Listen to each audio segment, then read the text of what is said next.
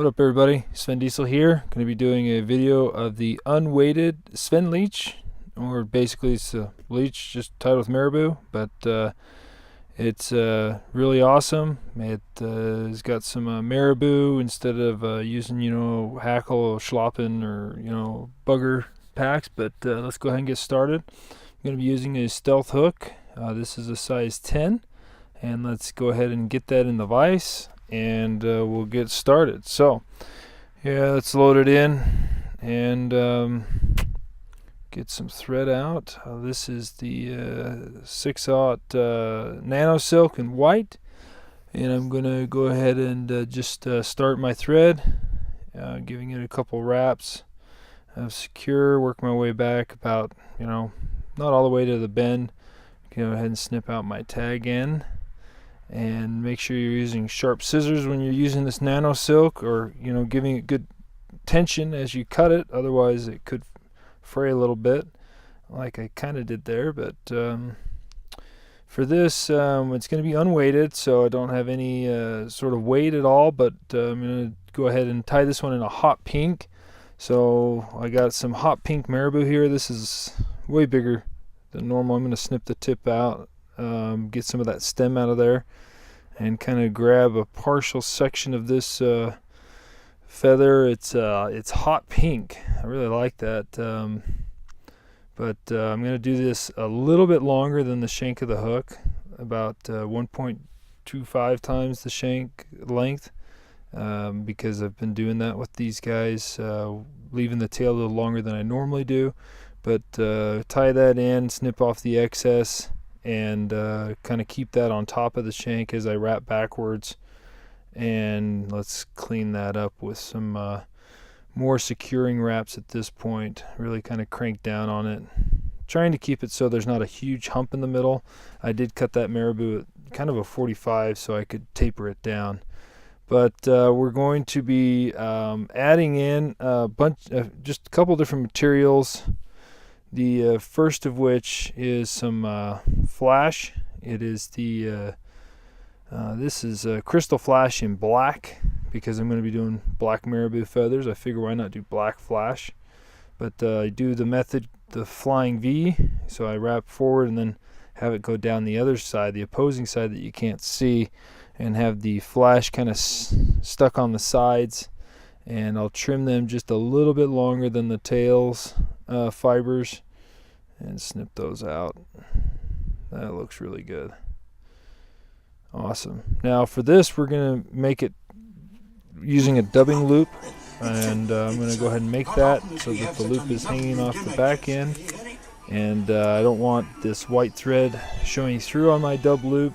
I don't think it will, but I'm going to go ahead and just color that in a hot pink, so that it just covers those that thread up. So it might not be a distraction, but I don't think the fish care.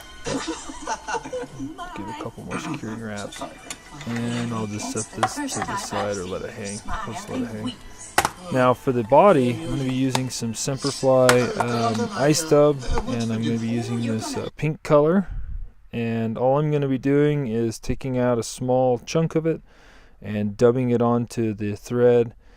And we'll go ahead and put a little bit of super glue down first. And this is the gel. I like using the gel because it gives me a few minutes to work with it before it dries. There's about this much when you're tying it in or dubbing it onto your thread. Now, normally, whenever I do buggers or such, I use a counter rib method, like using wire or tippet. But this super glue gel is kind of really thick. I laid on a nice bead, and I'll tell you later. But as I go through with that hackle, the marabou brush that we're going to be using, I feel like it's sinking into that super glue gel and bonding. So I don't think the counter ribbing is necessary, but you can always do that for strength. But continue to wrap this body, covering it nice and even with the ice dub. I need a little bit more, so I'll put just a tidbit more. I probably grabbed too much here. dub it on, and I can always pull some off as I see where I'm at, but kind of now make sure the fibers aren't getting into that eye. And yeah, I pulled too much. I'll take some off. Just kind of clean that up, and the stray fibers are okay. I mean, the marabou is going to cover up most of that, but if you're OCD and want to trim those out, you're more than welcome to, but I'll leave them. So I'm using the Stonfo dubbing tool, and I'm just going to insert that, and I'm going to be using Nature Spirit Premium Buggerboo. And the way I'm doing this is I'm just kind of stroking the fibers out from the stem to each direction. I'm only going to use half of a feather, and I'm going to put them in this clip and get it so that I've got the stem right there. As you can see, I've got about 1/4 of an inch that I have to work with, and I'm just going to cut those fibers out as close to the stem as I can, and that should be all we need. You don't need to get the whole feather. I found that it's more than enough. It actually gets it too dense on there, and so I'm doing about 2/3 of that length of that feather in this. But we'll go ahead and we'll put it into our dub loop here, and just insert it in and spread it out, making sure that you kind of avoid the clumps, and then give it 43 twists, rotations. If it's less than that, it's not going to hold. More than that, you risk breaking off the thread, or in this case the silk. But I always brush it out, give it a few more twists, and then I'm going to wrap it and get a nice kind of a fuller wrap there at the back, making sure it goes all the way around. And then as I wrap this up, I'm going to have spacing every 1/16 to 1/8 of an inch, depending on your the hook length. I think that's a 1/16. I don't know. It's probably less than that, but you can see I left this a little bit too dense, but you can still see some of that eye stub showing through. And as I get up towards the eye, I'm just going to tie it off like you would anything else, behind and in front. And then we'll go ahead and snip out our dub loop. I love how that just spins off like that once you cut it. And we'll just clean up that head, making sure to secure that marabou dub loop.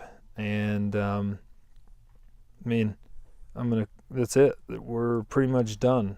So I'll go ahead and whip finish, and I'm going to try something different than this. This is a done fly right there, but I've been playing around with some UV resins lately, and I'm going to throw some of this hot pink, fluorescent pink by GULFF, and just put a little drop there on the front, kind of to create a stellar hot spot. It doesn't have any weight to it like a tungsten bead or brass bead would, but a small drop goes a long way. I'll spread it out around, trying to cover as much of that thread as I can, just trying not to get any of it into the feathers or the eye. So be careful, proceed with caution. You can always put a drop on a piece of paper and apply it with the bodkin that way, but I had confidence and went for it. So we'll go ahead and cure that up. This fluorescent ambulance has some pretty unique properties. It will glow like that for, depending on how much light you give it, a couple minutes. But make sure to brush it out. Any trap fibers, I don't think we had many, but this also kind of maybe loosens up a little bit of that eye stub, making it a little more buggy. I'm being pretty aggressive with this, and as you can see, slow flow. Wow. I'm just kidding. I'm not really in slow-mo. I'm just looking at it and thinking that was awesome. So super flowy, super buggy. Tie some up, unweighted, weighted. I got another video that shows the weighted version, so good luck. There we go. Thanks.